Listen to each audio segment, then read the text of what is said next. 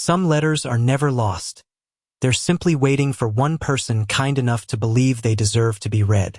The rain had stopped only minutes before the morning rush reached the downtown branch of the Maple Street Public Library, leaving the sidewalks slick beneath pale October sunlight. People hurried inside with paper coffee cups, laptop bags, and schedules that never seemed to leave room for strangers.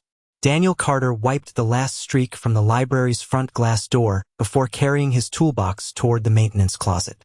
At 41, he had learned that most people notice broken lights before they noticed the man replacing them. That suited him just fine. Quiet work paid the bills. Quiet work helped him raise his 9-year-old daughter, Emma.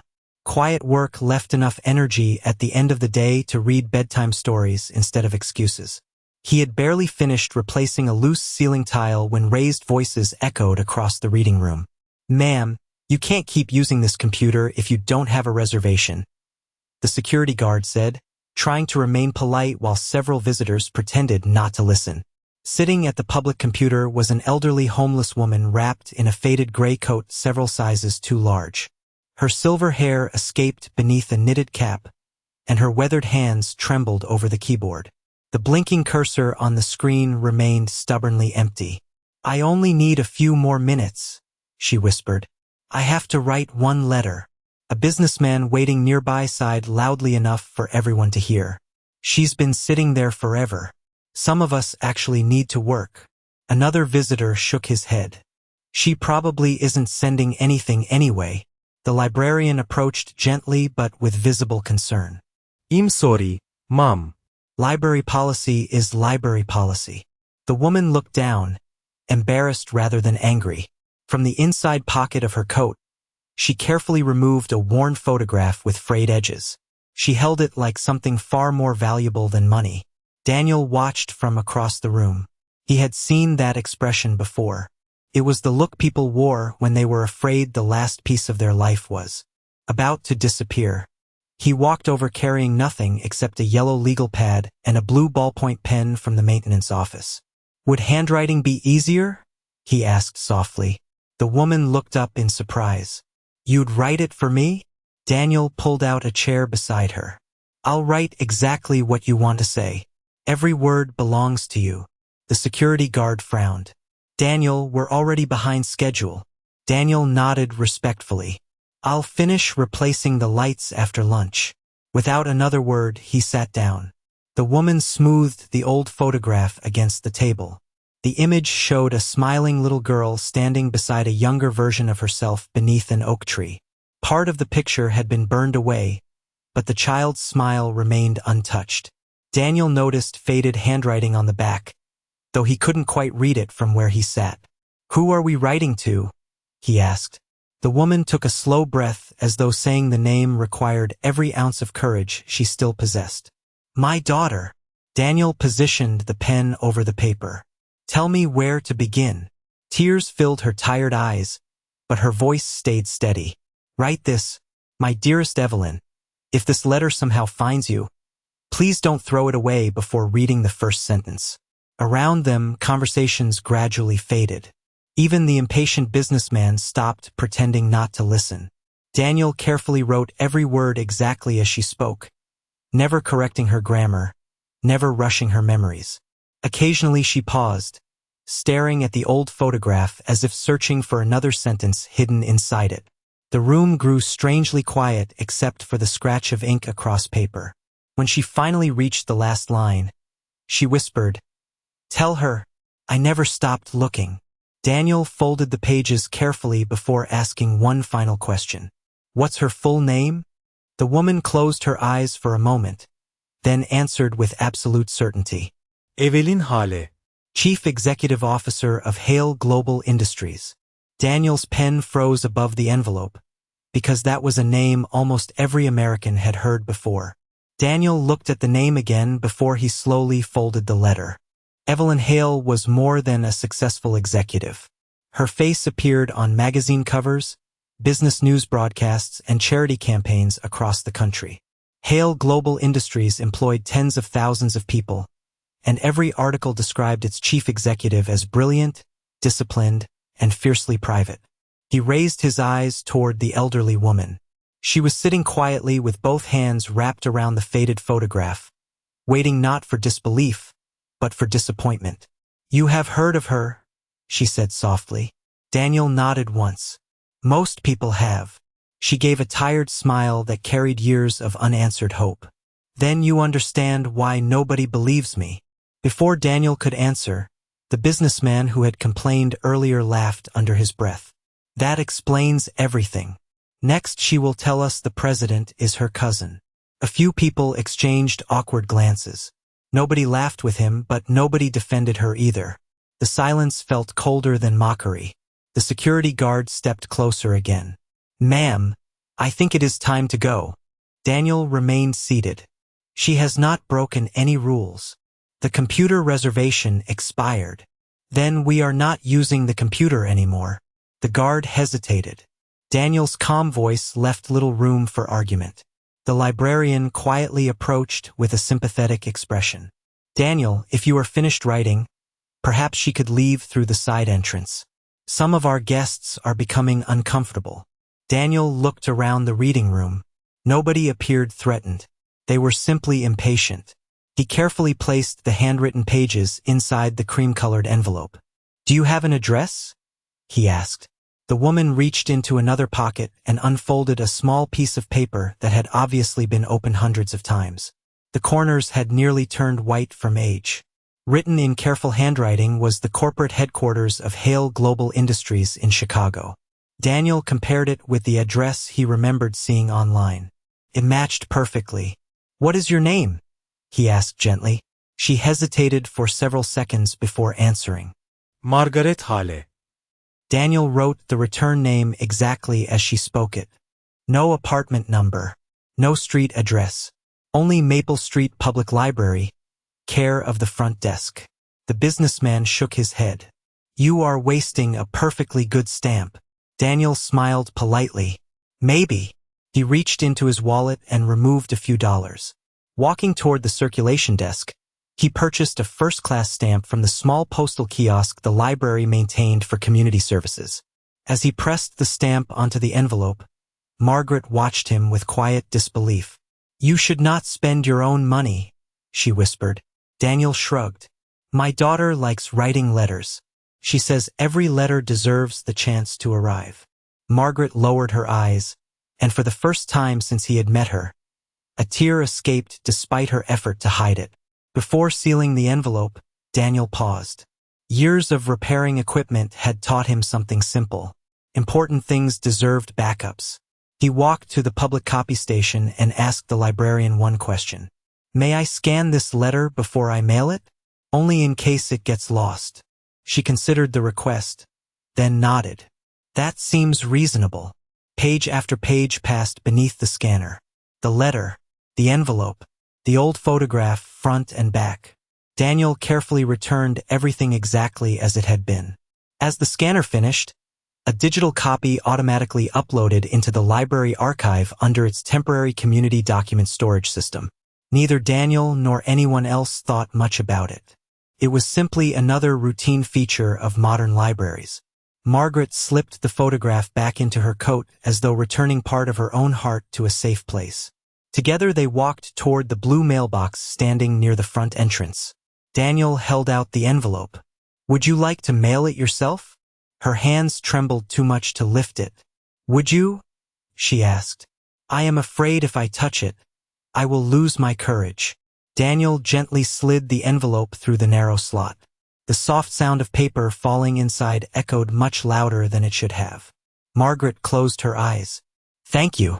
She turned to leave, disappearing slowly down the sidewalk beneath rows of orange maple trees until the morning crowd swallowed her from view. Daniel watched for another moment before returning to his ladder and toolbox. He believed he had simply helped someone hold on to hope for one more day.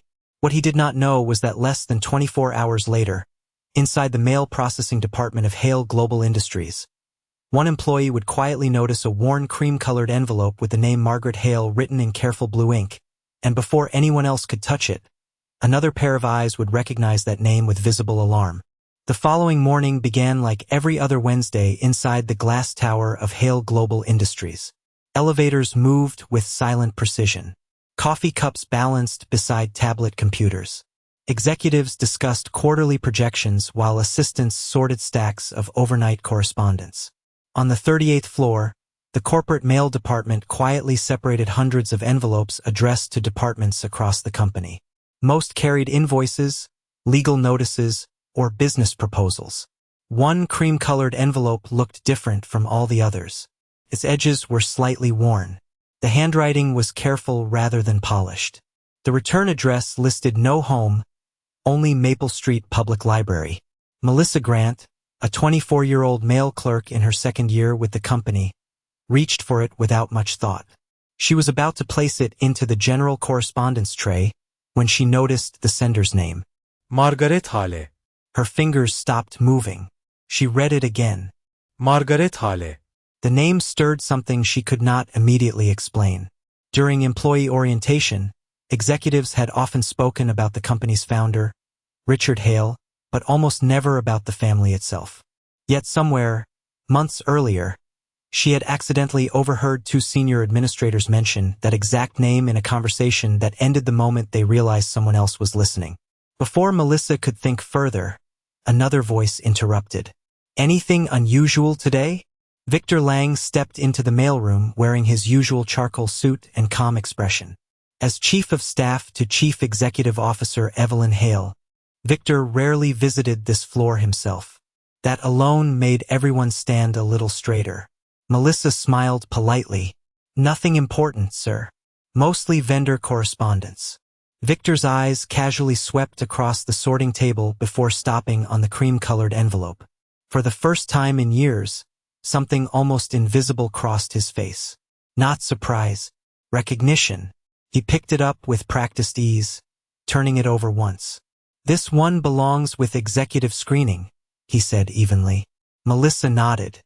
"Should I log it into the normal delivery system?" Victor answered almost too quickly. No. "I will handle it personally." He slipped the envelope into his leather portfolio as naturally as if it were another routine document. Then he smiled. "Thank you for being attentive." A few seconds later, he disappeared down the hallway. Melissa watched the elevator doors close behind him. Something about the exchange unsettled her. Executive correspondence was always logged. Always. Company policy required a digital record before any document reached the executive offices. She quietly opened the mail tracking software. There was no entry for the envelope Victor had just taken. She hesitated only a moment before creating a simple note for herself on a yellow sticky pad. Cream envelope. Margaret Hale. Removed before registration. She folded the note and slipped it beneath her keyboard. Across the building, Victor entered his private office and slowly placed the envelope on his desk. He stared at the handwritten name for several long seconds without opening it. Instead, he unlocked a cabinet hidden behind framed leadership awards. Inside rested several old archival boxes labeled family correspondence. Carefully, he removed another cream-colored envelope from years earlier. Then another. Then another. Each carried the same sender's name. Margaret Hale. None had ever been opened. Victor exhaled quietly before placing the newest letter beside the others. "Not again," he whispered. He locked the cabinet and walked away. Hundreds of miles away, Daniel spent his afternoon repairing a flickering reading lamp near the children's section of the library. Emma sat nearby finishing her homework while waiting for him to finish work. "Dad," she said without looking up from her notebook, "do you think people still write real letters because they are brave or because they are lonely?" Daniel smiled as he tightened the final screw. "Sometimes both." Emma thought about that answer for a moment. "Do you think the lady's daughter will write back?" Daniel looked toward the front windows where autumn leaves drifted across the sidewalk. "I hope she gets the chance." Neither of them knew that the letter had already reached its destination. The problem was never the distance between the mailbox and the skyscraper. The real obstacle had been waiting inside the building for years, wearing an expensive suit, speaking with perfect manners, and making certain that every letter carrying one particular name quietly disappeared before the woman it was meant for could ever know it existed. 2 days passed without a reply. Daniel expected that. Companies the size of Hale Global Industries received thousands of letters every week, and he assumed the handwritten envelope had disappeared beneath mountains of paperwork. He never mentioned it again unless Emma asked. Life returned to its familiar rhythm. He repaired loose shelves, replaced burned-out light bulbs, tightened squeaky door hinges, and reminded children to keep their voices down in the reading room. Yet somewhere in the back of his mind, he hoped that someone, somewhere, had at least opened the letter before deciding what to do with it. Nearly 900 miles away in Chicago, Evelyn Hale moved through another demanding morning. Her schedule was measured almost to the minute. Investor meetings, product reviews, a charity board conference, interviews with financial reporters. Every assistant admired her discipline because she never wasted time and never allowed emotion to interfere with decisions. That reputation had helped build one of the largest technology companies in the country. It had also built invisible walls around her life. Shortly before noon, Victor Lang entered her office carrying a stack of carefully organized folders. "These require your signature," he said. Evelyn thanked him without looking up from the financial reports spread across her desk. Victor had worked beside her for nearly 15 years. He anticipated problems before they reached her office, protected her schedule, and filtered distractions with remarkable efficiency. She trusted him because he had never given her a reason not to. As Victor turned to leave, one folder slipped from his stack and landed on the polished floor. Several loose papers slid across the room. Evelyn immediately stood to help gather them. While reaching beneath the conference table, her eyes caught a small color image lying between 2 pages. It was only visible for a second before Victor quickly picked it up, but that second was enough. The photograph showed part of an old picture with the corner burned away. More strangely, the little girl inside the photograph wore a tiny silver heart pendant that looked almost identical to one Evelyn still kept locked inside a velvet jewelry box at home. She frowned. What was that picture? Victor answered without hesitation. An old legal archive connected to a property dispute. Nothing important. His tone remained perfectly calm. Evelyn nodded, yet something about his explanation felt unusually incomplete. She had spent years studying people during negotiations, and she knew the difference between confidence and rehearsal. Victor smiled politely and left the office. The door closed. Silence returned, but the image refused to leave her mind.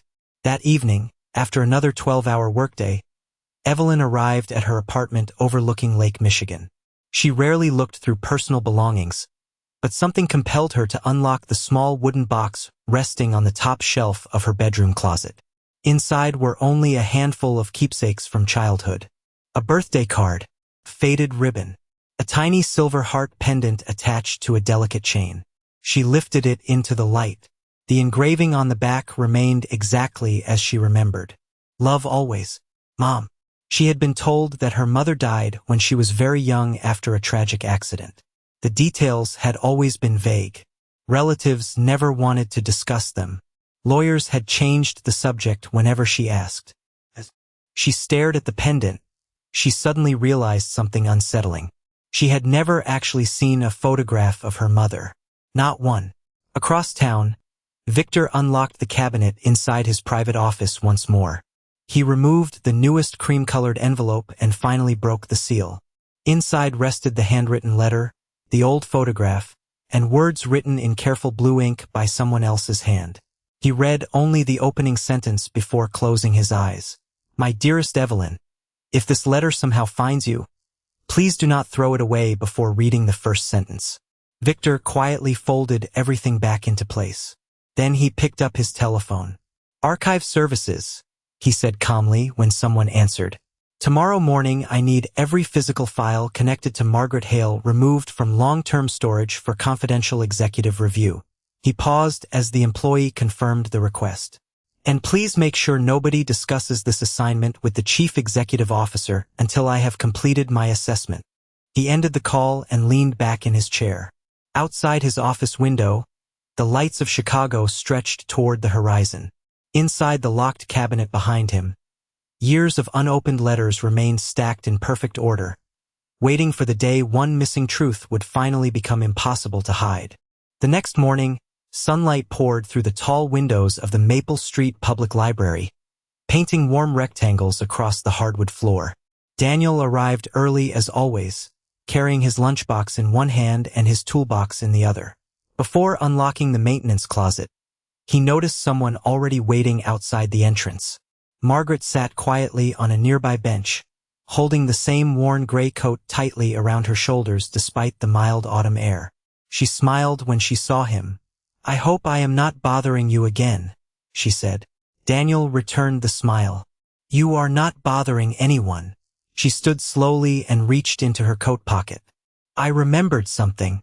From a folded paper napkin, she carefully revealed a small yellow document no larger than a postcard. Time had softened its edges, but the official seal was still visible. "I found this inside an old book at the shelter," she explained. "I forgot I hid it there years ago." Daniel accepted it carefully. It was a hospital discharge summary dated almost 3 decades earlier. Much of the ink had faded, but one detail remained perfectly readable. Patient, Margaret Hale. Emergency contact, infant daughter, Evelyn Hale. Daniel looked at Margaret. "This is important." She nodded gently. "I thought so too, but nobody else ever did." They walked inside before the library officially opened. Daniel asked the librarian if he could use the document scanner once more. She agreed without hesitation. As the machine quietly captured the faded record, Daniel enlarged the image on the monitor. Along the bottom corner appeared a hospital authentication stamp with a date that matched the approximate age Evelyn Hale would have been as a child. The librarian leaned closer. "That looks authentic." Daniel simply nodded. "It deserves to be preserved." He saved another digital copy alongside the scanned letter and photograph. 3 documents now rested safely inside the library archive. Margaret watched every step without speaking. She had lived long enough to understand that hope often survived only because someone bothered to protect small pieces of truth. Hundreds of miles away, Evelyn sat through a leadership meeting discussing a billion-dollar expansion project, but her attention drifted repeatedly toward the tiny silver pendant resting inside her jacket pocket. During a short break, she quietly excused herself and walked into the corporate archives located beneath the executive offices. A longtime records manager greeted her warmly. "Good morning, Ms. Hale. Is there something you need?" Evelyn smiled politely. "I would like to review any family history documents connected to my parents." The manager hesitated. "I am sorry. Those files were requested this morning for confidential executive review." Evelyn stopped walking. "By whom?" "Mr. Victor Lang." She thanked him calmly, but the answer lingered in her thoughts. Victor had never mentioned reviewing her family records. Upstairs, Victor received a notification confirming that every archived file connected to Margaret Hale had been delivered to his office. He opened the first folder expecting old legal paperwork. Instead, he discovered something missing. Several inventory pages listed supporting documents that no longer existed. Hospital reports, witness statements, personal correspondence. Every missing item had disappeared years before he assumed responsibility for the archives. Victor quietly closed the file. Someone else had been hiding the truth long before he entered the story. That realization unsettled even him. Back in Maple Street, Daniel handed Margaret the original hospital paper after placing it inside a protective plastic sleeve donated by the library. "Keep this safe," he said. "It belongs with you." Margaret looked down at the document before folding her hands around it. "I used to teach children how to write essays," she whispered unexpectedly. Daniel looked surprised. "You were a teacher?" She smiled with quiet pride. "English literature. 32 years. Her voice carried the confidence of someone remembering herself instead of simply remembering facts. "Sometimes memory comes back like sunrise," she continued. "Not all at once. Just enough to know the night is ending." Daniel listened without interrupting. At that very moment, a notification quietly appeared inside the Maple Street Library digital archive. An automatic backup had successfully synchronized every scanned document to the county preservation server, creating a second protected copy beyond the library itself. Nobody noticed the message. Nobody celebrated it. It was simply another routine system update. Yet somewhere in Chicago, while Victor searched through incomplete files and Evelyn searched for missing answers, the strongest evidence in the entire story had just become impossible to quietly erase. 3 days later, an unfamiliar woman stepped through the front doors of the Maple Street Public Library, wearing blue jeans, a navy sweater, and a simple baseball cap pulled low over her eyes. Without the tailored suits and television cameras that usually surrounded her, Evelyn Hale blended easily into the quiet crowd of students, retirees, and parents reading with their children. She carried no assistant, no security detail, and no announcement. For the first time in years, she wanted to enter a building without anyone recognizing her.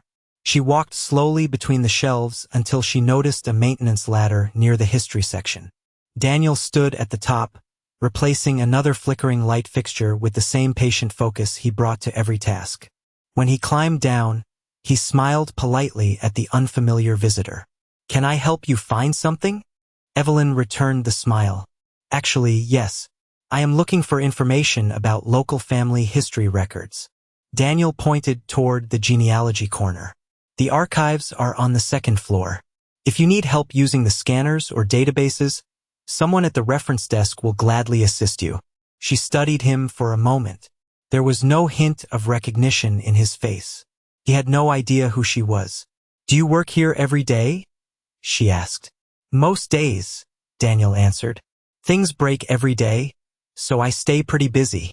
Before she could continue, Emma came running from the children's reading room carrying a chapter book beneath her arm. "Dad, I finished my homework." Daniel smiled with unmistakable pride. "Good job. Did you remember to help Mrs. Wilson put the books back on the cart?" Emma nodded. She said thank you. Evelyn watched the exchange quietly. There was something unusual about the father and daughter. Nothing dramatic. No speeches. Just small acts of respect that seemed completely natural between them. Daniel turned back toward his visitor. "Sorry about that. What exactly are you researching?" Evelyn hesitated before answering. "Someone told me this library helps preserve old documents." Daniel nodded. "Whenever people bring in photographs, letters, or family records, we encourage them to scan everything. Paper fades. Digital copies give memories another chance." Those words settled heavily in Evelyn's thoughts. "Has anyone brought in family papers recently?" Daniel considered the question. Library policy normally protected visitor privacy, but his answer remained carefully general. "Every week, actually. Families lose things all the time. Sometimes what looks unimportant becomes the piece that helps everything make sense." Evelyn thanked him and walked toward the reference desk, but instead of requesting genealogy records, she quietly asked the librarian another question. "Does your archive keep a record whenever documents are scanned?" The librarian nodded proudly. "Every file receives a timestamp, and an automatic backup is created through the county preservation system. Nothing can be changed without leaving a digital record." Evelyn thanked her again before leaving the desk. As she walked toward the exit, she noticed an elderly woman sitting alone beside the front window, carefully smoothing a familiar gray coat across her lap. "Margaret." Evelyn stopped for only a heartbeat. The woman's face looked older than the imagined memories she had carried since childhood. Yet something deep inside her resisted looking away. Before either of them could speak, a young volunteer approached Margaret with a cup of hot tea. Margaret smiled warmly and thanked him before noticing Evelyn standing only a few feet away. Their eyes met briefly. Margaret smiled politely, the way strangers often do, never realizing she was looking directly at the daughter she had searched for all these years. Evelyn returned the smile, but something inside her chest tightened in a way she could not explain. She quietly left the building without saying another word. Across the parking lot, a black sedan waited beside the curb. Victor Lang sat inside, watching the library entranced through lightly tinted windows. He had followed Evelyn after noticing her unusual interest in the family archives. As he watched her drive away, he made one brief telephone call. "I need confirmation," he said calmly. "Find out whether anyone at that library recently scanned documents connected to Margaret Hale." The person on the other end promised to investigate immediately.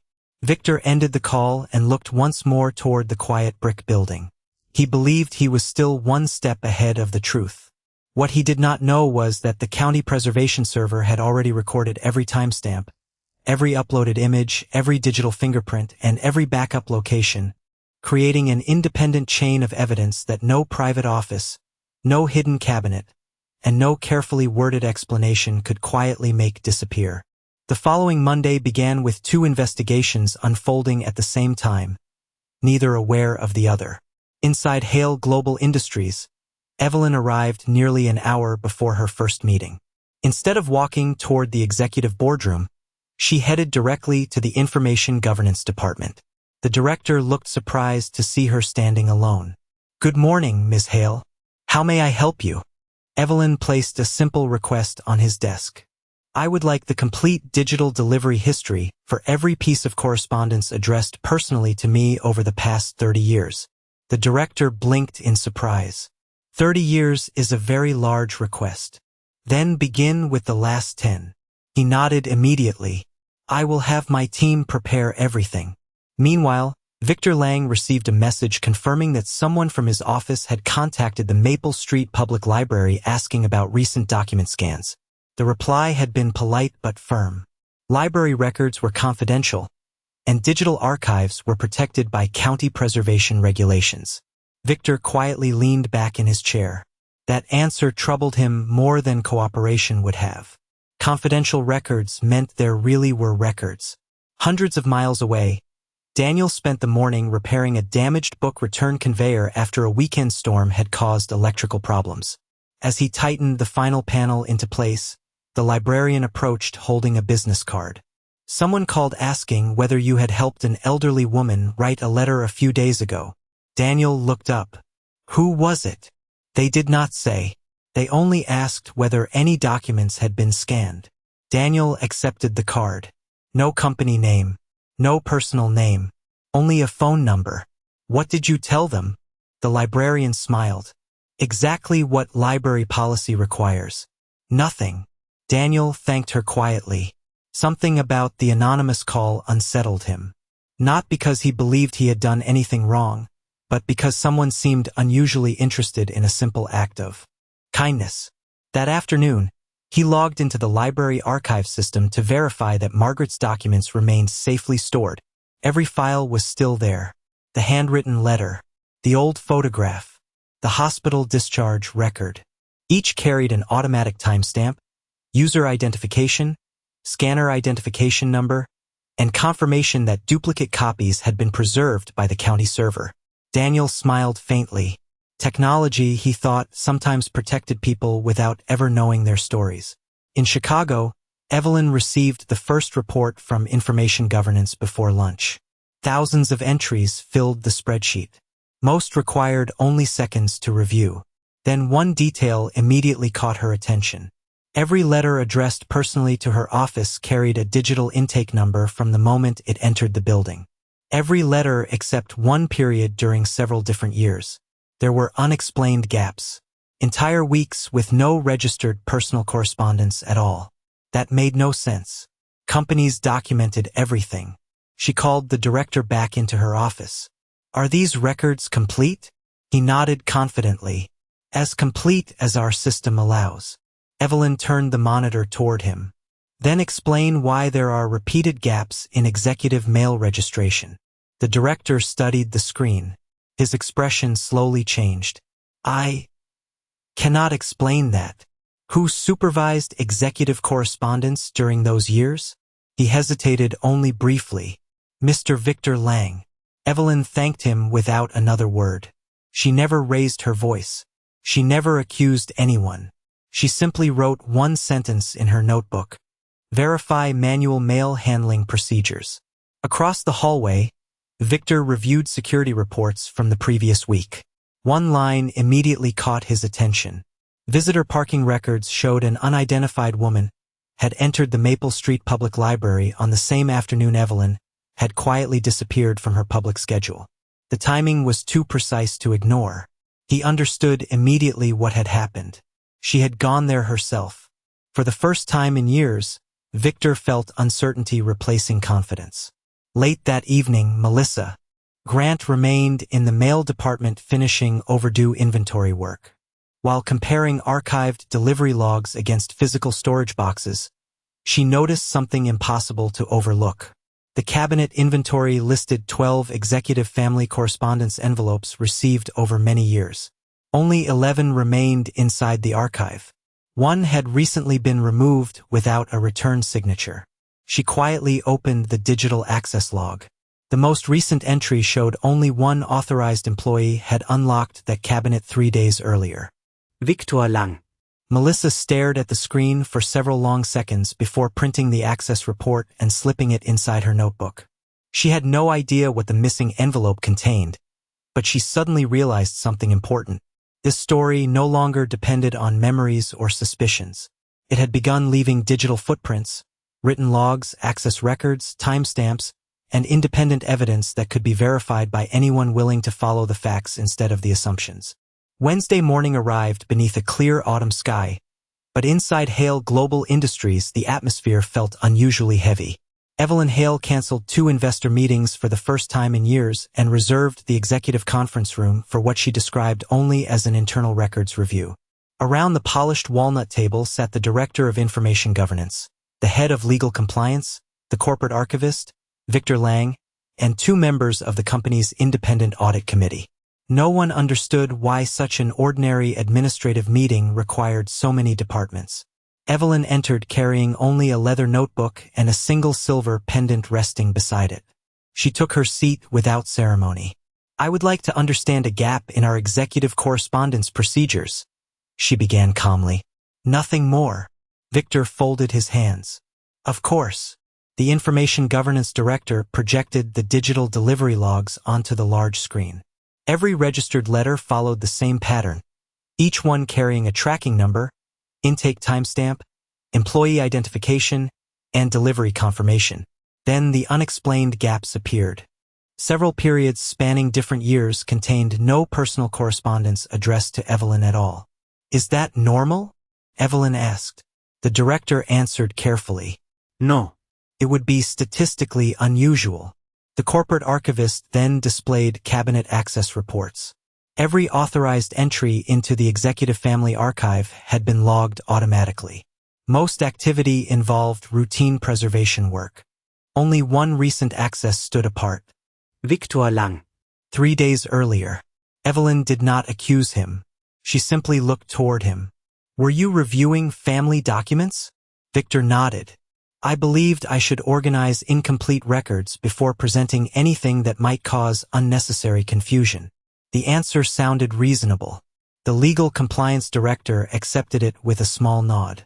But then Melissa Grant quietly raised her hand from the back of the room where junior staff had been invited only to answer technical questions. "Excuse me," she said respectfully. "May I clarify one detail?" Evelyn smiled. "Please." Melissa walked to the screen holding a printed inventory sheet. The archive cabinet originally contained 12 family correspondence envelopes. When I performed inventory last week, only 11 remained. She placed the report beside the access log. "The missing envelope has never been checked back into storage." Silence settled across the room. Victor remained composed. "The envelope was under executive review." Melissa nodded politely. "Then company procedure requires a temporary transfer receipt." She placed another document on the table. "None exists." Nobody spoke. The independent auditor leaned forward. "Can the envelope still be located?" Victor answered calmly. "Certainly." He unlocked his leather portfolio and carefully removed the cream-colored envelope Daniel had mailed only days before. "This is the document." Evelyn looked at it without touching it. Her eyes settled on the familiar handwritten name. Margaret Hale. She felt an unexpected ache she could not explain. "Has it been opened?" she asked. Victor answered truthfully. "Yes. Why was I not informed?" Victor paused for only a moment. I believed it required verification before disturbing you. Evelyn slowly opened the envelope herself. The first page appeared exactly as Daniel had written it. The careful handwriting was unfamiliar, but every sentence sounded painfully sincere. My dearest Evelyn, if this letter somehow finds you, please do not throw it away before reading the first sentence. As she continued reading, the conference room became so quiet that the faint sound of the heating system seemed unusually loud. She reached the final page before lifting the old photograph from inside the envelope. The burned corner remained exactly as Victor had seen it. The little girl smiled beneath an oak tree beside a younger woman wearing a necklace with one half of a silver heart pendant. Evelyn instinctively reached into her pocket and placed her own pendant beside the photograph. The shapes matched perfectly, not because they completed each other like a puzzle, but because every tiny scratch, every engraved curve, and every worn edge reflected the same original design. The legal compliance director quietly cleared his throat. Photographs alone cannot establish identity. Evelyn nodded slowly. No. They cannot. Then Melissa spoke once more.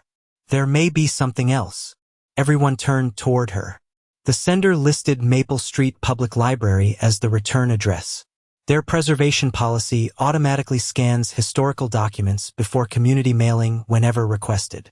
Evelyn looked up immediately. Meaning there could be independent digital copies? Melissa nodded.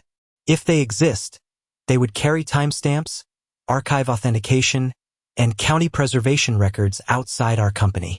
The room fell silent again, but this silence felt different. It was no longer built on uncertainty. It was built on the realization that somewhere beyond the walls of Hale Global Industries, an independent chain of evidence might already exist, untouched by private decisions, waiting only for someone willing to compare every letter, every record, every timestamp, and every forgotten truth until the entire story finally revealed itself. The very next morning, Evelyn Hale boarded her company jet before sunrise, but this trip had nothing to do with investors, acquisitions, or board meetings. She traveled with only one attorney from legal compliance, the director of information governance, and an independent auditor. Victor Lang had requested permission to accompany them, but Evelyn declined with unusual politeness. I think it is best if the evidence speaks before anyone else does, she said. By late morning, they arrived at the Maple Street Public Library. Daniel was standing on a ladder replacing another ceiling light when the librarian hurried toward him with wide eyes. Daniel, she whispered, there are visitors asking about the community archive. He climbed down, wiped his hands on a clean cloth, and turned toward the entrance. The woman in the navy coat looked familiar before he finally recognized her. It was the same quiet visitor who had asked about family history several days earlier. This time there was no disguise in her expression. Good morning, Evelyn said gently. My name is Evelyn Hale. Daniel nodded politely, neither intimidated nor impressed. How can I help you? She looked around the peaceful library before answering. I believe you already have. The librarian escorted everyone into the archive room, where the preservation scanner quietly rested beside rows of carefully labeled storage cabinets. A technician logged into the county preservation system and entered the archive reference number connected to Margaret Hale's documents. Within seconds, the monitor displayed the complete record. The handwritten letter appeared first, followed by the old photograph, then the hospital discharge summary. Every file carried the exact timestamp, scanner identification, user authentication, checksum verification, and automatic county backup confirmation. The independent auditor compared each digital file against the original letter Evelyn carried in her portfolio. Every page matched perfectly.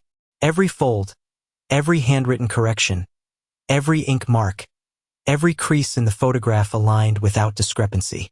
The technician opened another screen showing the automatic synchronization log. Copies had been transferred to the county preservation server only minutes after Daniel completed the scan. The files had never been modified afterward. The chain of evidence stood complete without relying on memory, opinion, or assumption. Evelyn remained silent for a long moment before asking one quiet question. Who wrote the letter? Daniel answered honestly. Margaret spoke every word. I only held the pen. Why did you scan everything? She asked. Daniel smiled faintly. Because paper gets lost. Truth should not. No one spoke for several seconds. The librarian then opened the security archive and located the recording from the day Margaret first entered the building. The video showed the elderly woman waiting patiently, being asked to leave the public computer, removing the faded photograph from her pocket, and Daniel quietly offering his legal pad and pen. Another camera recorded him scanning every page before mailing the envelope himself. There was no performance, no publicity, and no expectation of reward. Only ordinary kindness carried out on an ordinary afternoon. Evelyn watched every second without blinking. When the recording ended, she quietly asked, Is Margaret here today? The librarian smiled softly. She comes every Thursday. Almost as if time itself had been listening, the front door opened. Margaret stepped inside carrying the same worn gray coat folded over one arm. She looked around the lobby with gentle uncertainty before her eyes met Evelyn's. Neither woman moved at first. Margaret smiled politely, believing she was greeting another stranger. Evelyn took one slow step forward, then another. Tears filled her eyes before a single word escaped her lips.